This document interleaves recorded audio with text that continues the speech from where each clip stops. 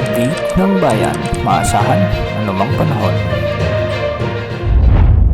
Magandang araw po sa ating lahat. Narito na ang pinakahuling update sa magiging lagay ng ating panahon sa araw na ito hanggang sa mga susunod na araw. Sa kasalukuyan ay patuloy na nakakapekto sa ating bansa ang malamig na hanging amihan o northeast monsoon na umaabot mula Luzon hanggang sa Mindanao. At dahil nga sa amihan, asahan ang maulap na kalangitan na may mga pag-ulan o mahihinang pag-ulan sa may Bicol Region, sa may Aurora, Quezon Province, Northern Samar at Eastern Samar. Samantala, amihan din ang magdadala ng bahagyang maulap hanggang sa maulap na kalangitan na may mga kasamang mahihinang pag-ulan sa Metro Manila, sa buong bahagi ng Visayas, sa nalalabing bahagi ng Luzon, sa may Northern Mindanao, Caraga, Zamboanga Peninsula at Basilan. At para naman sa nalalabing bahagi ng Mindanao, asahan din ang bahagyang maulap hanggang sa maulap na kalangitan na may mga kalat-kalat na pag-ulan at pagkidlat-pagkulog dulot ng mga localized thunderstorms.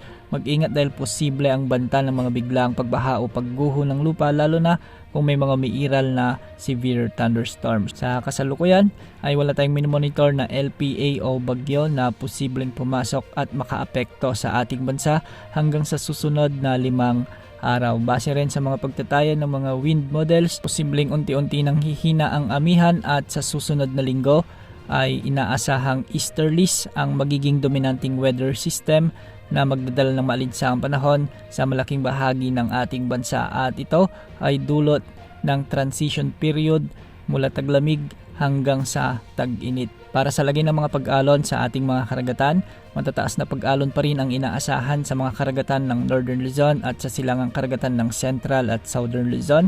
Posibleng umabot mula 2.8 hanggang 4 meters. Samantalang sa Visayas at sa silangang karagatan ng Mindanao, posibleng umabot hanggang 2.1 hanggang 4 meters.